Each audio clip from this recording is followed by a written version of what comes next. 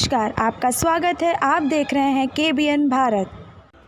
कानपुर और कन्नौज स्थित घरों से 185 करोड़ रुपए मिलने के बाद इत्र कारोबारी पीयूष जैन ने अभी तक किसी का नाम कबूला नहीं है। पूछताछ में इसने अफसरों से कहा कि पूरा पैसा इसी का है, जिसे पुश्तैनी सोना बेचकर इसने इकट्ठा किया था। सोना क्यों बेचा, किसे बेचा, कितने का बेचा, इन सारे सवालों का जवाब इसके पास नहीं है। दावों की सच्चाई जानने के लिए ही जांच अफसर कन्नौज स्थित इसके घर की तिजोरियां और दीवारों को तोड़ने में लगे हुए हैं। पीयूष ने डीजीजीआई अफसरों से पूछताछ के बाद भी कुछ भी अभी तक नहीं उगला है। हिंदुस्तान में छपी खबर के मुताबिक पीयूष ने अफसरों से कहा है कि ये सारा पैसा उसी का है, चाहे तो इनकम टैक्स विभाग अपना टैक्स काट ले और बाकी का पैसा उसे लौटा दे। इतना पैसा कहां से आया? जवाब में पीयूष जैन ने कहा है कि ये उसका पुश्तैनी सोना था जिसे उसने बेचा और इतना पैसा इकट्ठा किया। यह जवाब सुनते ही अफसरों की हंसी छूट गई। जांच टीम ने सोना बेचने का कारण पूछा तो इस बिजनेसमैन ने कहा कि इसे अपना बिजनेस बढ़ाना था, इसीलिए इसने अपना सोना बेचा और इतना पैसा इकट्ठा किया।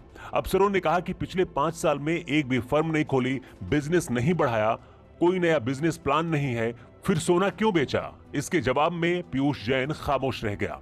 फिर अफसरों ने कहा कि चलो मान लेते हैं कि सोना बेचा, तो कहां बेचा? इस पर पीयूष जैन ने कहा कि थोड़ा थोड़ा कर कई जगह के छोटे छोटे ज्वेलर्स को सोना बेचा है और इतना पैसा इकट्ठा किया। इस जवाब को सुनकर फिर अफसर हंस पड़े और कहा कि 400 किलो सोना कई साल से बेचकर रकम जमा करने की मूर्खता कौन करता है? इसका जवाब भी पीयूष जैन के पास नहीं था। इनकम टैक्स विभाग और जीएसटी इंटेलिजेंस महानिदेशालय की संयुक्त टीम द्वारा पीयूष जैन के कानपुर स्थित आवास पर छापेमारी की गई। इस छापेमारी में पीयूष के आवास से अधिकारियों को करीब 185 करोड़ रुपए की अकूत दौलत बरामद हुई। अब पीयूष जैन के कन्नौज स्थित पैतृक आवास में बने तहखाने में रुपयों से भरे करीब 8 बोरे और एक गत्ते में सोने के बिस्किट मिले हैं।